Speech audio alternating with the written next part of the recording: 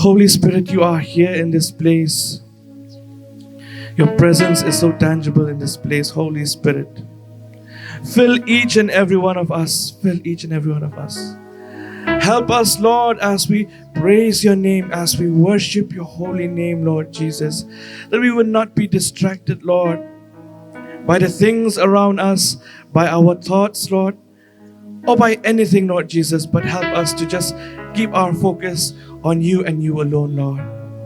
Help us just to surrender it all to you, Lord Jesus, because you deserve all our praise.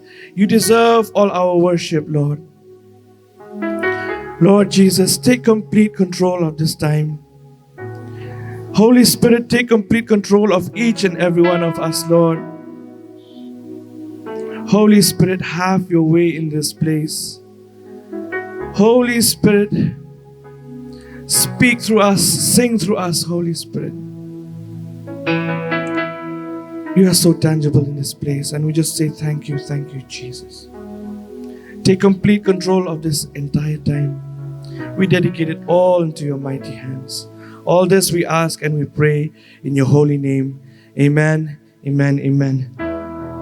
So are you ready to praise the Lord this morning? Do we serve a mighty God? Yes? Do we serve a mighty God? So this morning, let us just give praise to the mighty God that we serve. Let us just surrender it all to Him.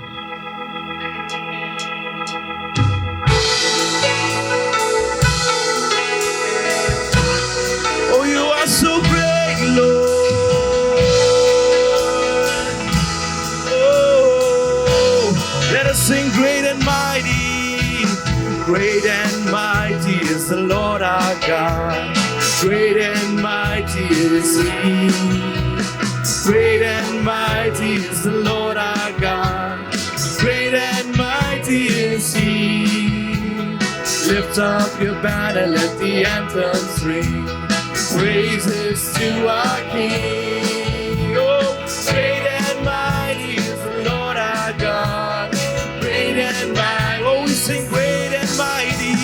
Great and mighty is the Lord our God. Oh, great and mighty is He. Great and mighty is the Lord our God.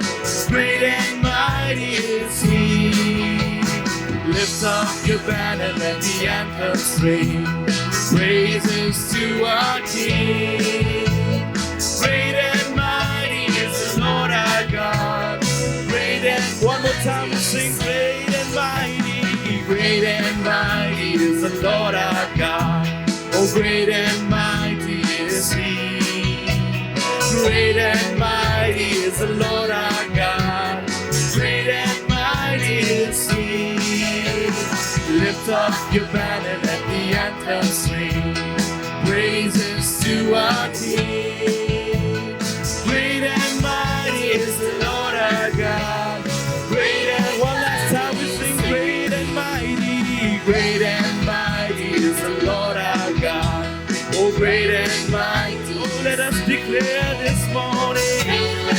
He is so great. Oh, great and mighty is He. Lift up your banner. Oh, let the anthems ring. Praises to our King. Great and mighty is the Lord our God. Oh, great. What a mighty God. Oh, what a mighty God we serve. What a mighty God we serve. Angels bow before Him, heaven and earth adore Him. What a mighty God, oh what a mighty God, oh what a mighty God we serve. Oh what a mighty God. Oh, angels bow before Him, heaven and earth adore Him. What a mighty God. Oh, one more time we sing, what a mighty God, what a mighty God we serve. Yes, Lord, what a mighty God we serve. Angels bow before Him, heaven and earth adore Him. What a mighty. Oh, let us praise God this morning. Oh, let us give Him all the praise. Oh, we serve a mighty God. We give You all the glory, God. heaven and earth, we adore you. Oh, we give you all the glory. Oh, we worship you, Lord. You are great. You are great. There is no one like you, Jesus. Oh, what a mighty God. Oh, what a mighty God we serve. Oh, what a mighty God we serve. Angels bow before him, heaven and earth adore him. What a mighty God we serve. One more time we sing, what a mighty God we serve. Oh, what a mighty God we serve. Angels bow before him, heaven and earth adore him. What a mighty God we serve. Oh, what a mighty God. Oh, what a mighty God we serve. What a mighty God we serve. Oh, let us give a clap offering to God. Oh, yes, indeed, we serve a mighty, mighty God. There is no one like him. Oh, there is no one like our mighty God. Oh, we give you all the praise. We give you all the glory, God. 'Cause you are worthy, Lord. Oh, we surrender it all to you, our mighty God. Oh, mighty, mighty, mighty God. Oh, we surrender to you, Lord.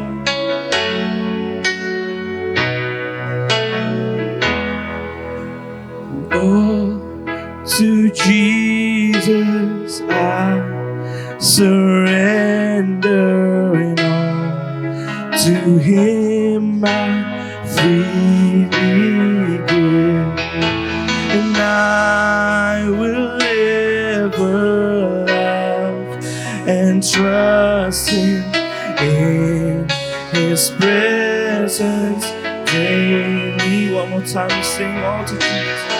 All to Jesus I surrender it all. To him I freely give, and I will ever love and trust him in his presence daily.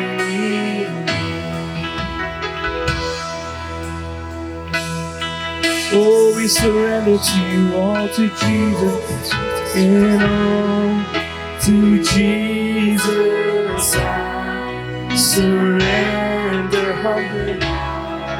Be at his feet I bow. Worldly pleasures all forsaken, take me, Jesus, take me. I surrender, and I surrender all.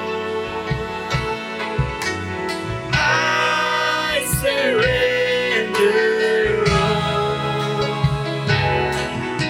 and all to Jesus, my blessed Savior, and I surrender all. You sing again, all to Jesus, and all to Jesus I surrender. Make me Savior, holy thine. Oh, may thy Holy Spirit fill me. May I know thy power divine. And I surrender all. I surrender, and I surrender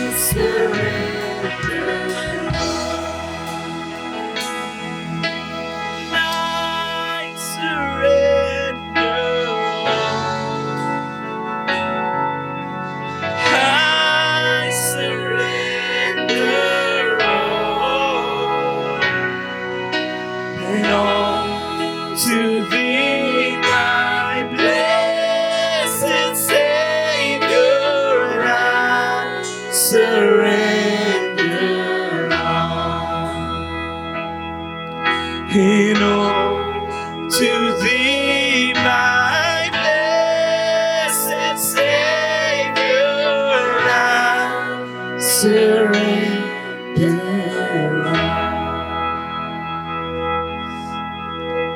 Oh, surrender it all to you.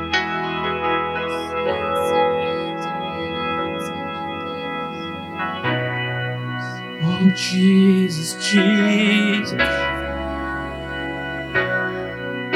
We surrender all to you. Oh,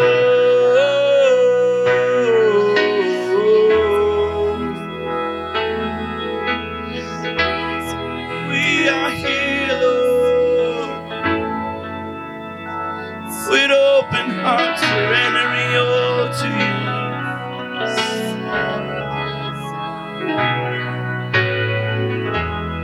Jesus, Jesus.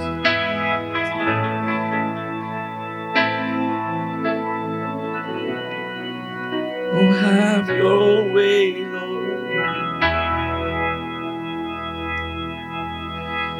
Have thine own way, Lord. Have thine own way.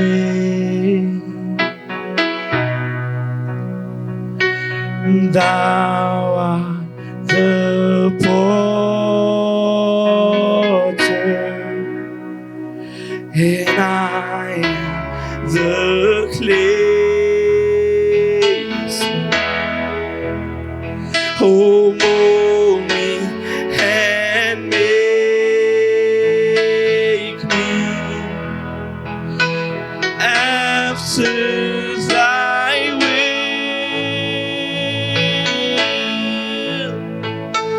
while I am waiting. Oh, yielding and still. One more time, we'll sing this verse. Have thine own way, Lord.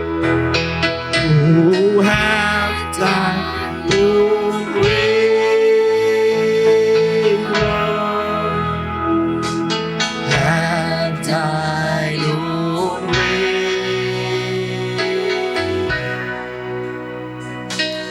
Thou art the potter, and I am the clay. Oh, we are just clay, Lord. Oh, mold me and make me after thy way. Oh, while I am waiting. Oh, yielding and still. Have thine own way, Lord, and have thine own way, Lord. Have thine own way. Search me and try me. Oh, search me and try me, Master, today. Will to that slow, Lord. Oh, wash me just now. And as in thy presence, oh, humbly I bow. Have thine own way, Lord. Oh, have thine own way, Lord. And have thine own way. Wounded and weary, oh, wounded and weary,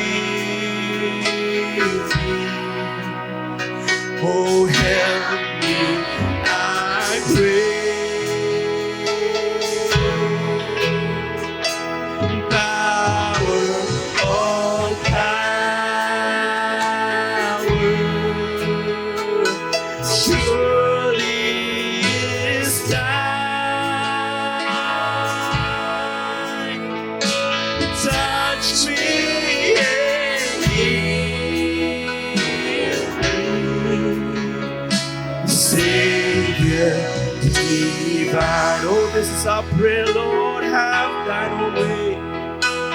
Have thine own way, Lord. Have thine own way. Hold on my being. Hold on my being. Absolute strength.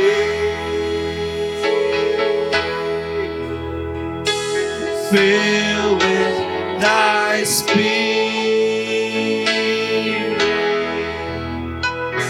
Sailors shall sing. Christ only always. Living in Christ only always. Christ only always. Living in. Oh, Christ only always, Lord. Have thine own way in our lives, God. Oh, we surrender to you, Lord. Have your way in our lives, God.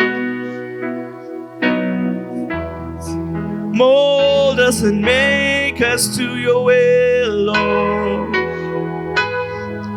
We are just the clay, oh my Father, my Father. Oh, we are nothing, nothing, nothing without you, God. So that is why we surrender to you and say, have thine own way. Have thine own way in us, Lord. Have thine own way, Lord. Have thine own way. Thou art the potter, and I am the clay. Mold us and make us, Lord. Mold me and make me after thy will. And while I am waiting, yielding and still, while I am waiting. While I am waiting, oh, yielding and still. Yes, Lord, this is our prayer this morning. That while we are waiting, yielding and still, Lord, you would mold our lives, Lord Jesus, according to your will. You would redirect our paths, Lord, according to your will. If we have strayed away from you, Lord, this morning we rededicate ourselves, Lord. And we say, have thine own way, Lord. Mold me, make me, take me where I'm supposed to be, Lord Jesus. We are here, Lord Jesus. We surrender it all to you. Oh, Jesus, Jesus. Thank you, thank you. Father, once again, we just come before you in the name of Jesus. We just want to thank you for this time, Lord God. We want to thank you for this time of fellowship. We want to thank you for the gift of friendship. But at this moment, we just want to thank you for the gift of your word, Lord God. As we meditate on your word, speak to us, Lord. And as we have sung, have thine own way this morning. In Jesus' name, amen. You know, there's a question that always comes to my mind quite often. And I often ask myself this question, what am I doing here? I think we all ask this question. What are we doing here? In the space and time between birth and death, if the Lord still tarries, in this space between birth and death, what are we doing here? What is our purpose? What is our destiny? What is our calling? What are we here for?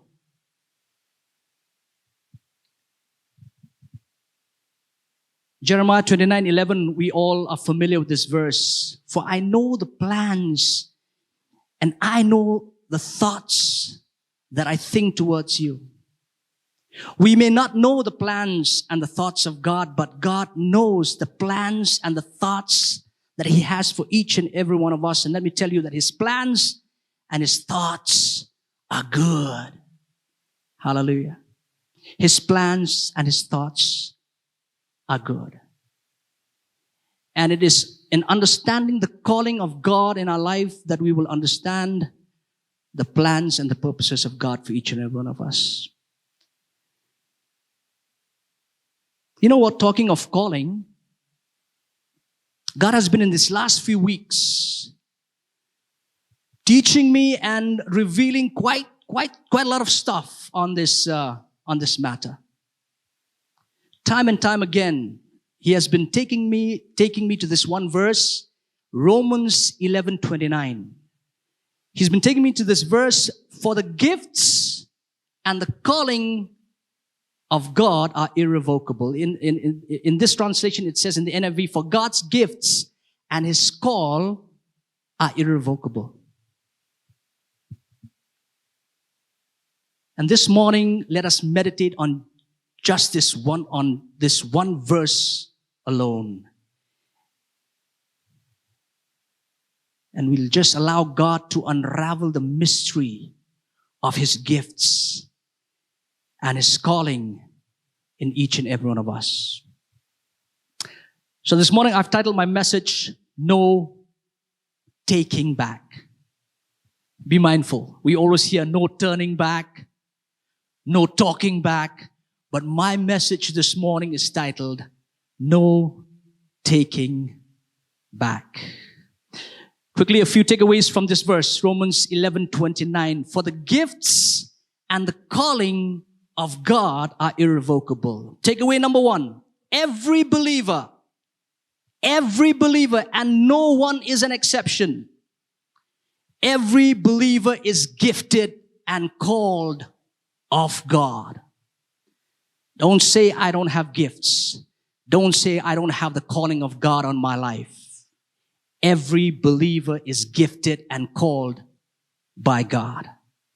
Takeaway number two, there can be multiple gifts, many gifts, but one calling. Takeaway number three, gifts and calling, they go together. When God gives us gifts, He places a calling on our life. And when He places a calling on our life, He gives us gifts as well.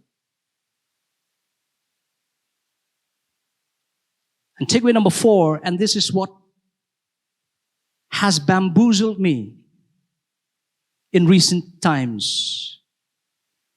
The gifts and the calling of God are irrevocable.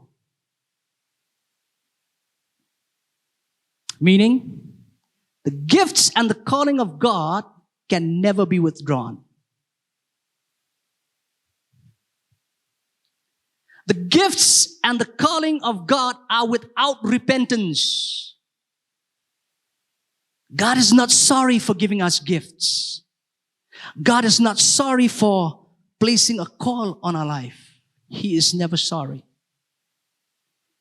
They are final. The gifts and the calling of God. This is the mystery of the gifts and the calling of God in the life of us as believers.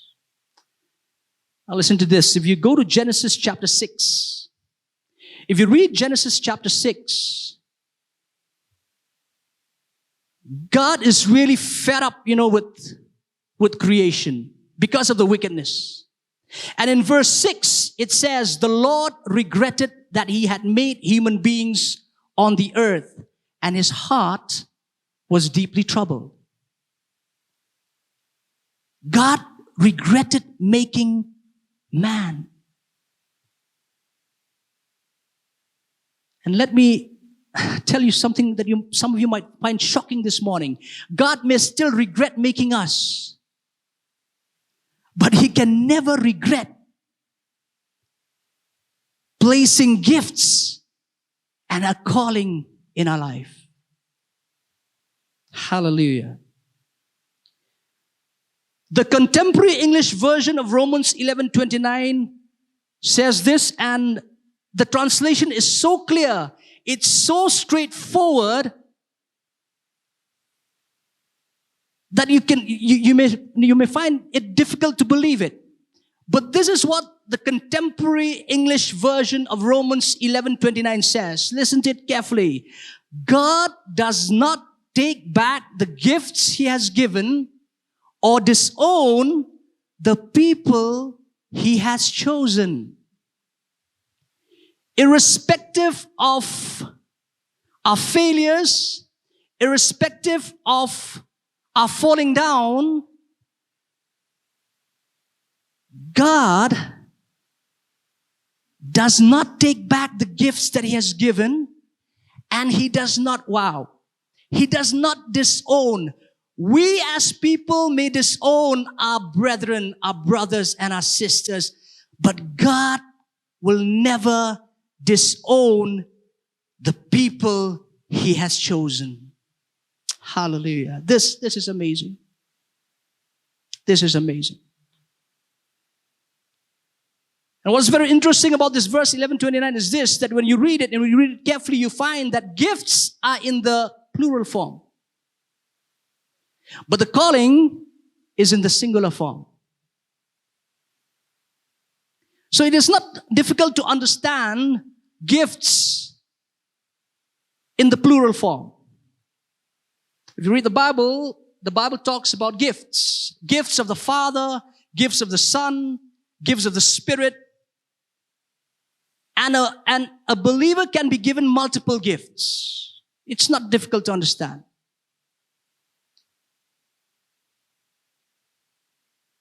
Now, gifts, you have to understand, they come from the Greek word charismata, which means gifts of grace, which are given to enable us to fulfill the calling of God. So the purpose of gifts is not for us to feel big, feel great, to show off our gifts. No, it is given, gifts are given to us to enable us to fulfill our calling.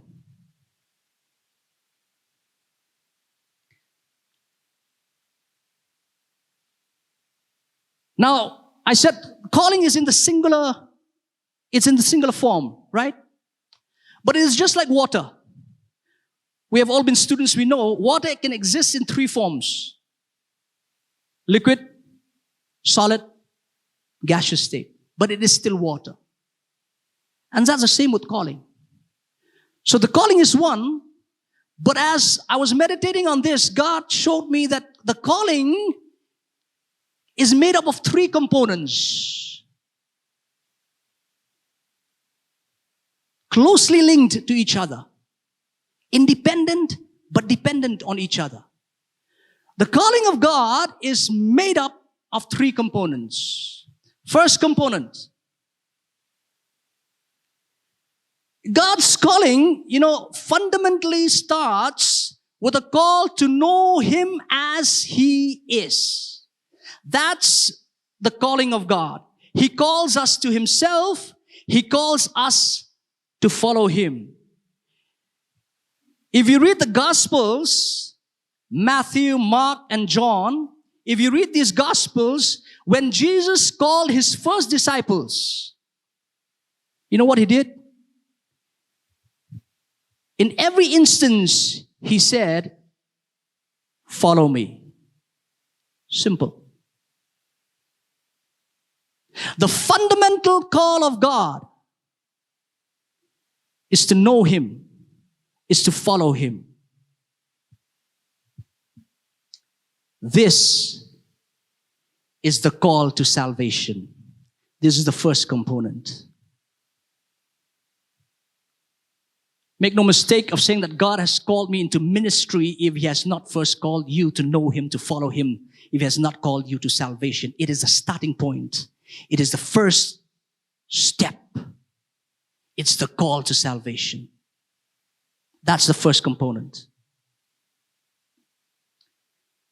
The second component of God's calling is a call to be like him. If the first call is to know him, to follow him, the second call, the second component of God's calling is to be like him.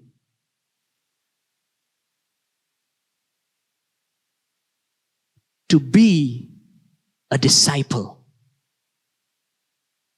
That's the second component of God's calling. Now, the word disciple comes from the Latin word discipulus. Discipulus is the Latin word. Okay? Disciple comes from this Latin word. And in Latin, it means to be a pupil, to be a student, to learn, to be like the master, to be like the teacher. That is what disciple in its root meaning means. That's what it means. The disciple is not just someone who follows. A disciple is someone who learns from his teacher. And that's why God calls us to go out into the world to preach, to ask people to follow Jesus, but he also asks us to make disciples of all men, to help them be like Jesus. Romans 8:29, if you read Romans 8:29, it's very clear. To be like Jesus is to be conformed to his image. So discipleship, you know what, is not an overnight affair. Never. It is a conscious, progressive process. And it is only on the potter's wheel of discipleship that we will be molded and shaped and fashioned into the likeness of Jesus. It is only on the potter's wheel of discipleship that we will be conformed to the image of Jesus. That's what discipleship means.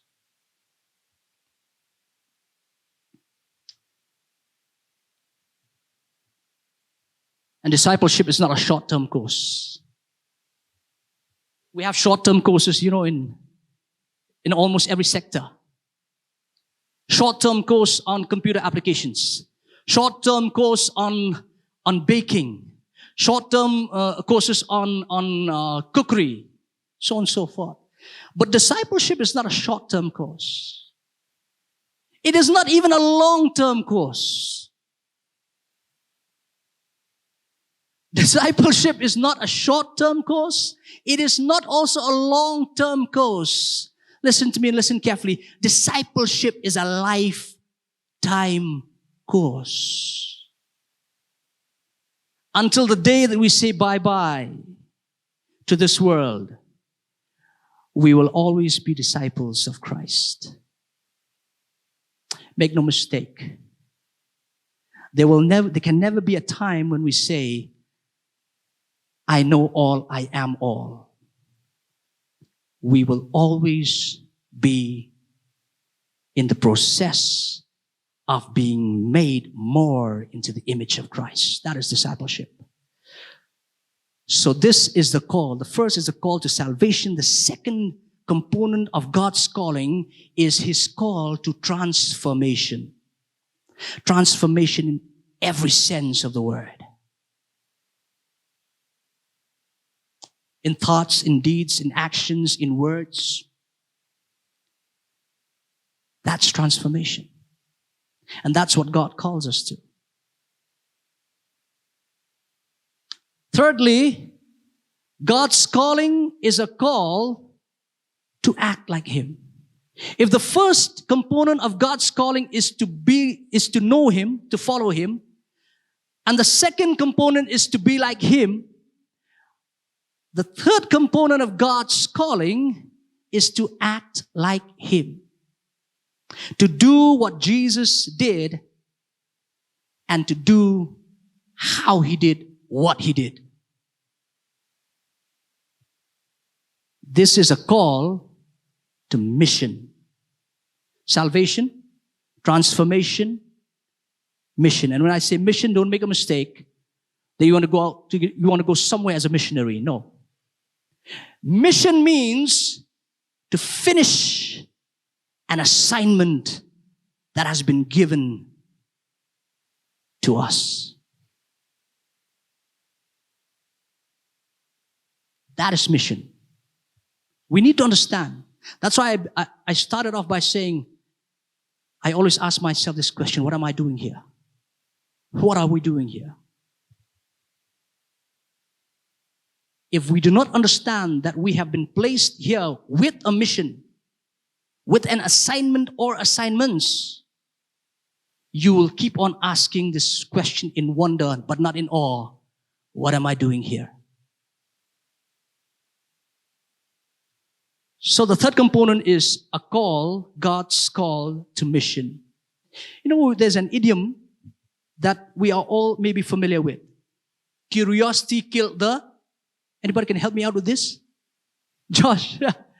Curiosity killed the cat. But as I read the Word of God, God said, curiosity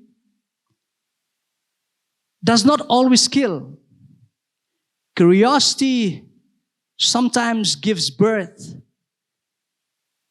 to these missions and these assignments that God has placed in our life. We all know the story of Moses and the burning bush. We all know the story of Moses and the burning bush.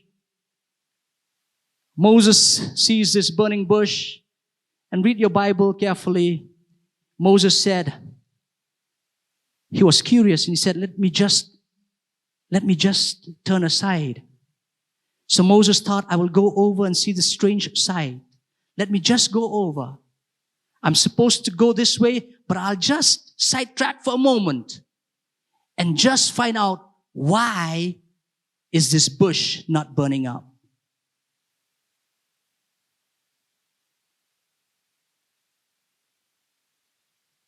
God can never, ever give us an assignment when we are not curious, when we are not passionate about that particular form of assignment. God will never call you, never put a calling to preach if you have no passion for souls. It does not happen. It's just one example that I'm giving you.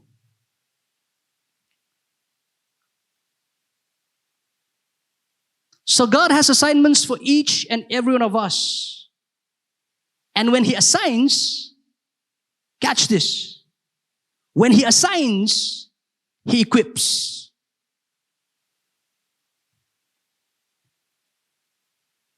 He equips and He provides us all the tools that we need to finish that assignment. Our God does not leave us hanging in the air. When God calls, God equips. God gives us the tools so that we can finish this assignment.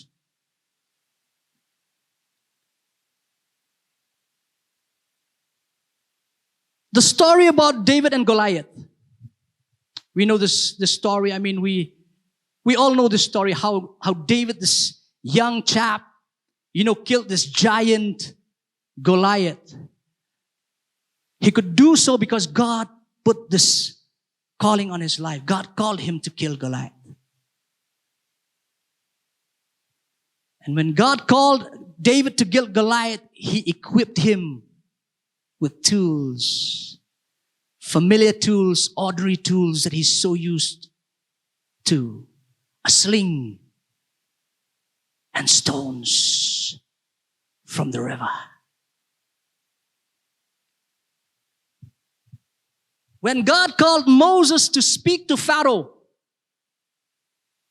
you know the story. When God called Moses to go to Pharaoh and to ask Pharaoh to let go of the children of Israel, Moses said, "Oh God, no. You don't know what you're calling me to. Make no mistake, most of the times we are like Moses. We think we're smarter than God. We say, you don't know what you're calling me to. Oh, come on, God knows. God knows." He said, "You don't know what you're calling me to. God, I am not eloquent. I cannot speak." And you know what God said to Moses? God said, "I know that you cannot speak. All I ask you is to say 4 words. Let my people go. The rest, the negotiation, the talking, the dialogue, everything, I have given you your brother Aaron. He's gonna do it." Read the Bible. The Bible says, your brother Aaron speaks well. Just go out and just talk to Pharaoh. Aaron will be there to do all the negotiation. So when God calls, He equips. When God calls us to an assignment, He will never require of us outside our capacity. Never.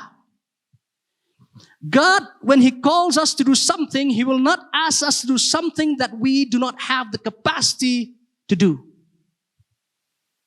And even the capacity that we have is His own investment in each and every one of us. If you understand this, you'll be able to sing the worship song that we've been singing this morning. You are the potter, I am the clay. I'm nothing. I'm just dust. But you are the potter.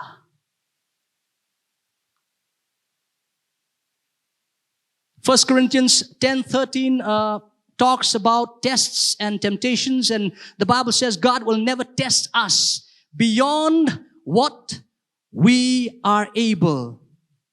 He will never do that. No temptation has overtaken you except what is common to mankind, and God is faithful. He will not let you be tempted beyond what you can bear. But when you are tempted, He will also provide a way out so that you can endure it. God will never tempt us beyond what we can bear. And I think it holds so true to His call to an assignment as well. He'll never ask us to do something that we cannot do. So,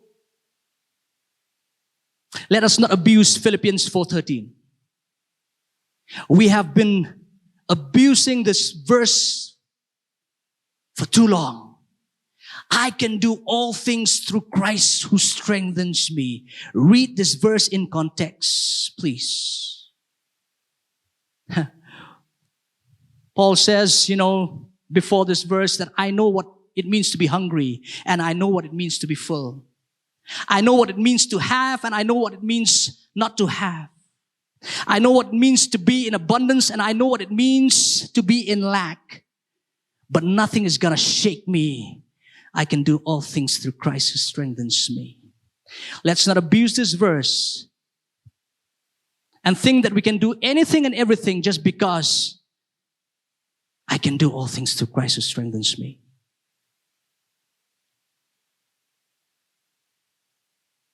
When God does not call, don't they make the mistake of trying to do that which God has not called you to do. No calling, no doing. Because we need to understand that the call of God to an assignment is target-centric. It is specific. It has to hit a target. You know, in 1 Corinthians 9:26, Paul says, I am not running without direction. I am not shadow boxing, Paul says. I know there's a target, there's a goal.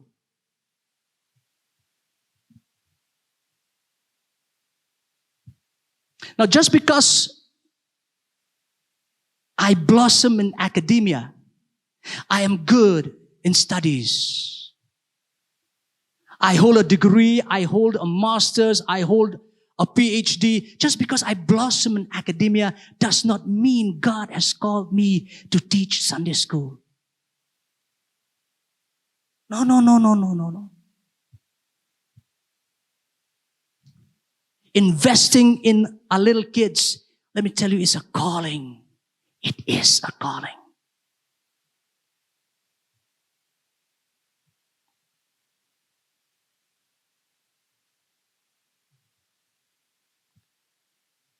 I always say, there's one saying that I always say, I hold it very close to my heart.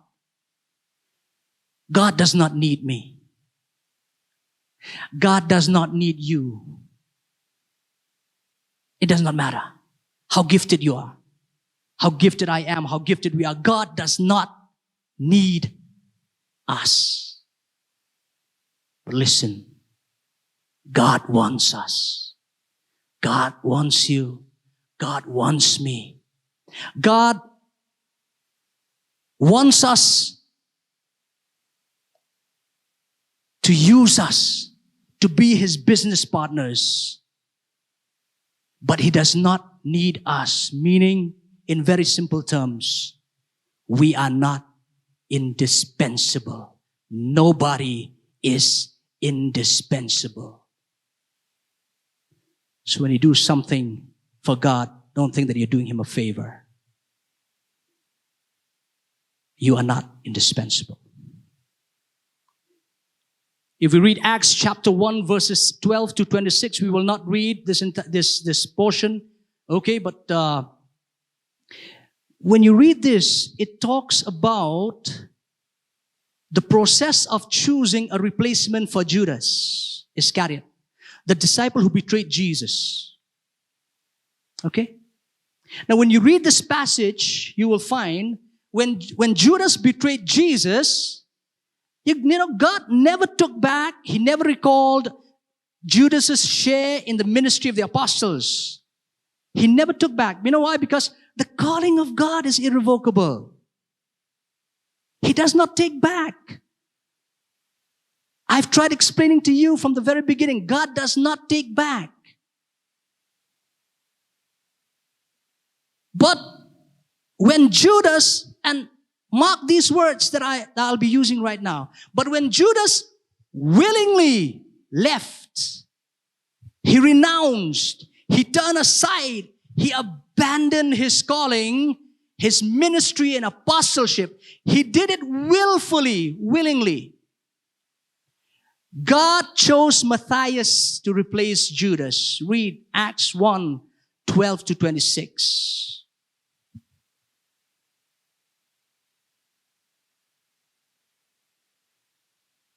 God's show must go on, will go on. That is God. Nobody can disturb the plans and the purposes of God.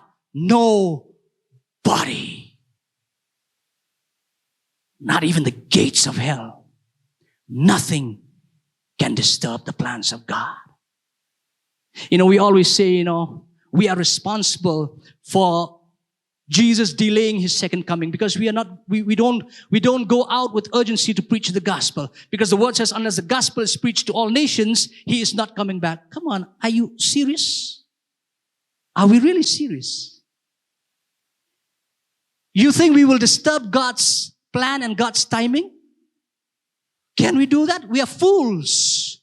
I feel like the Apostle Paul, you foolish believers, including myself. Just look around. The speed and the intensity with which the gospel is permeating every nook and corner of the world, you will be amazed. It is mostly through the power of the media. The gospel is... Look at what's happening in these hardcore Islamic nations, communist nations. We will not be able to do it as men and as women. It is the Spirit of God. It is God doing his work. We cannot disturb God's plans and purposes. We cannot disturb his timing. We are not indispensable. I am not indispensable. Moses was not indispensable. God called Moses to lead the children of Israel out of Egypt. Read Exodus. It's very clear. God called Moses to lead the Israelites out of Egypt, but he called Joshua to lead them into the promised land. Just because God calls us to start something does not mean by default God is calling us to finish it. It's a little bit deep, but I hope you're getting it. David was not indispensable. God called him to arguably be the greatest king of Israel. But God called Solomon, his son, to build the temple.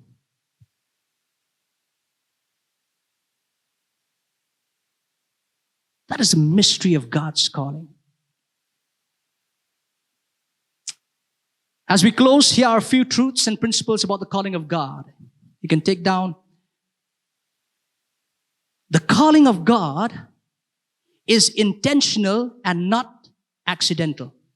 It's intentional. When God called Isaiah, if you read, God called him from his mother's womb, from the matrix of his mother. When God called Jeremiah 1:5, God says, I have called you from your mother's womb and I ordained you to be a prophet to the nations. It's from the mother's womb. It's not accidental. It is intentional, the calling of God. The calling of God is sovereign and not constrained. God calls because he wants to call. It's my choice, God says.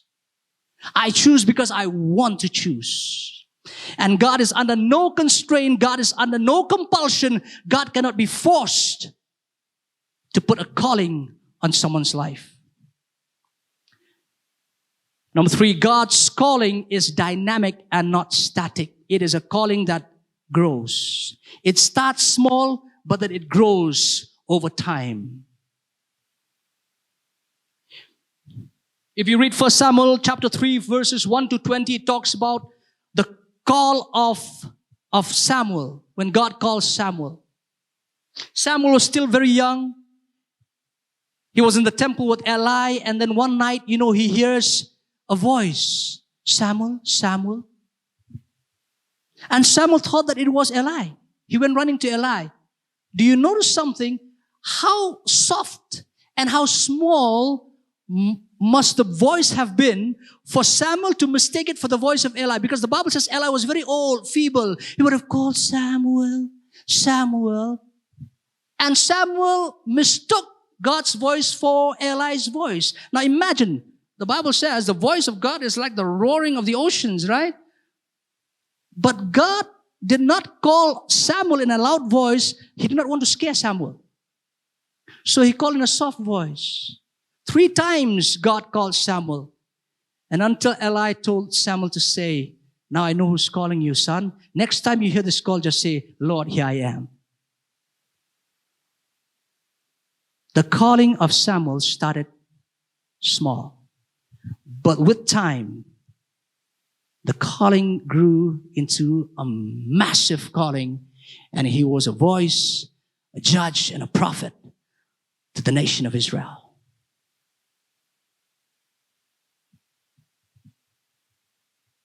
So in conclusion, let me quote Heather Lindsay, who said, I'll go slow if you want to take down. Those of you who know how to write shorthand, maybe it'll help you. But I just want to quote Heather Lindsay, who said, and I quote, when God calls you to do something on this earth, He promises to not only start the work in you, but to prepare you.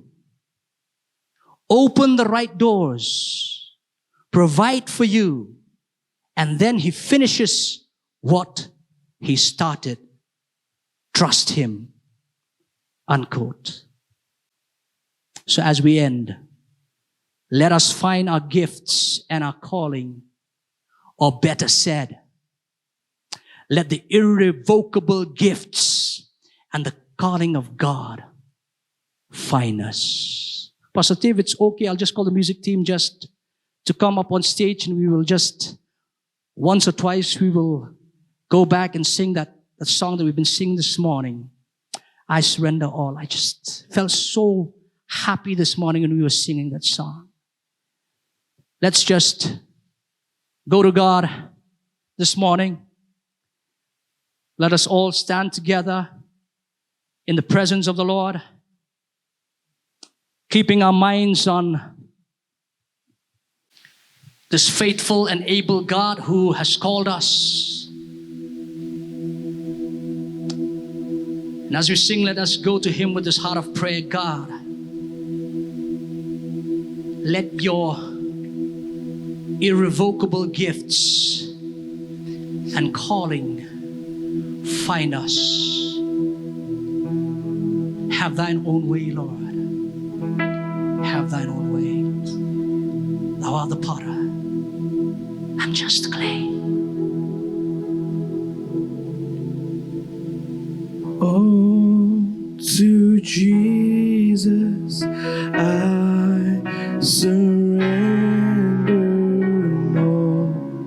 To Him I freely give, and I will ever love and trust Him in His presence daily. One more time, sing. Oh, to Jesus I surrender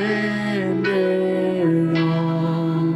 To Him I freely give, and I will ever love and trust Him in His presence daily. And I surrender all. I surrender all. And all to Thee, my blessed Savior, I surrender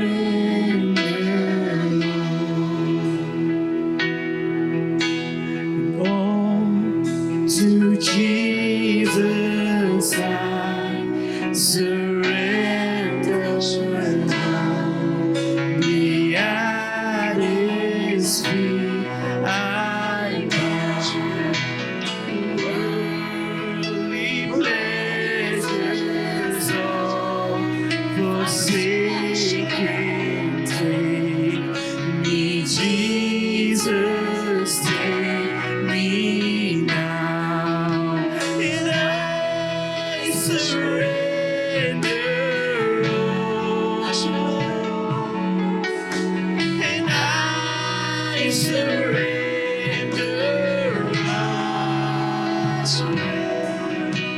belongs to thee, my blessed Savior, and I surrender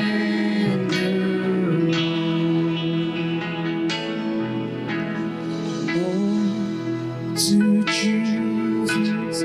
I surrender all to Him. I'm freely given. I will ever last trust His presence daily. I surrender all. I surrender all. And all to Thee, blessed Savior,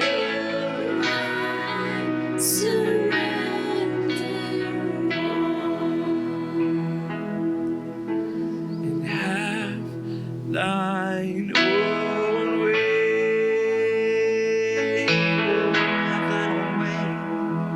Have Thine own way. Kingdom come, will be done. And Thou art the potter, Master Maker, and I am the clay. Do the best that you know us, Lord. Mold me and make me after Thy will.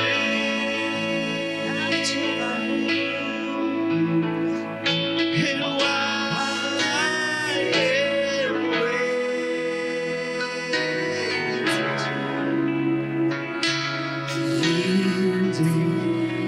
and still time, have Thine own way, Lord. Have Thine own way.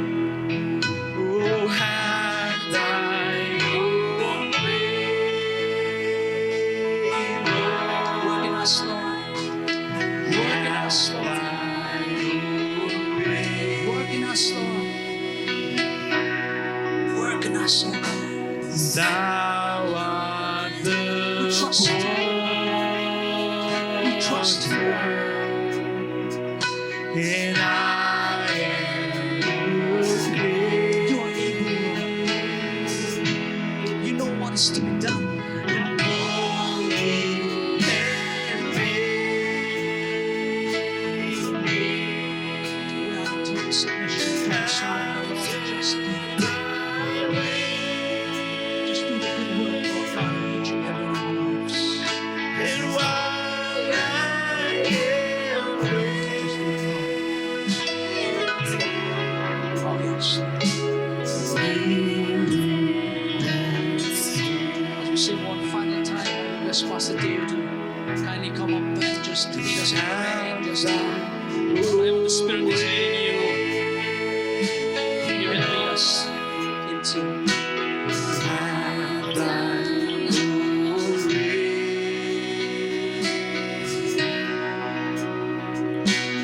Thou art the potter,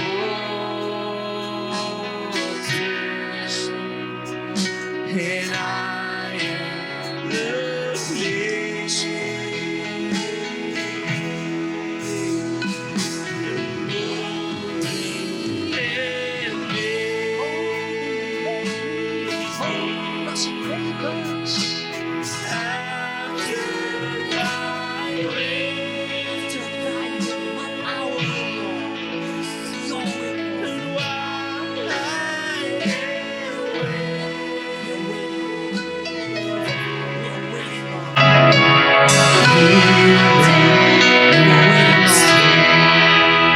This time and space between our birth and our death, we are waiting on You, Lord. We are waiting on You, Lord, because because we just don't want to miss out on what you have planned and purposed for us, for our lives. We don't want to miss out, Lord. Have thine own way.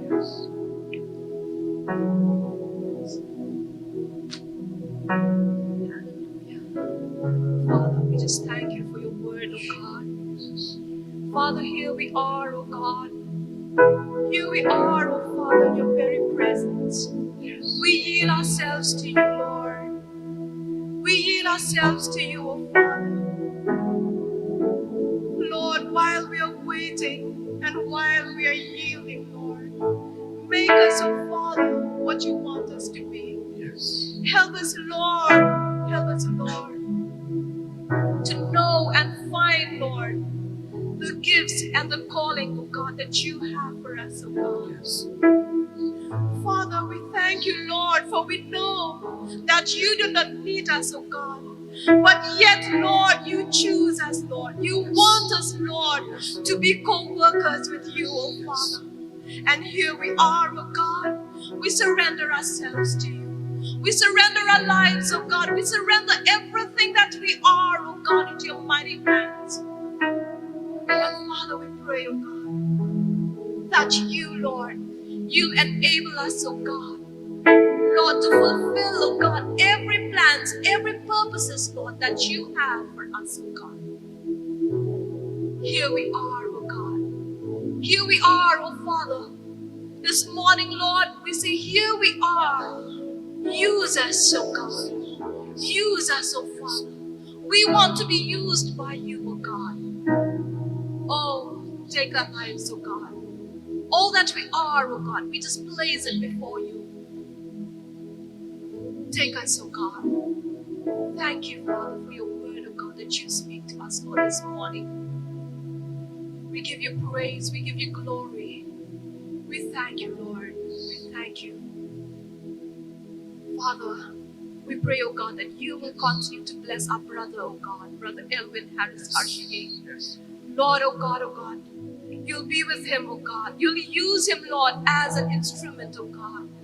Lord, to shape, oh God, to touch other people's life, oh God. We pray your blessings, oh God, to be upon him, Father, and his family. And Father, I pray, oh God, that you will be with each one of us, oh God. Lord, you'll teach us, Lord, to know how to surrender ourselves to you, Lord, to walk in your ways, oh God. Take each one of us, oh Father. Help us, Lord, to always hear your voice, oh God, that will guide us, that will direct us, Lord. We yield ourselves to you, oh Father. And even as we depart from this place, we pray, may the grace of our Savior, Jesus Christ, the love of our Father, and the sweet fellowship of the Holy Spirit continue to rest upon each one of us, now and forevermore. Amen. Amen. 1, 2, 3. Hallelujah. Hallelujah. Hallelujah. Amen. Amen.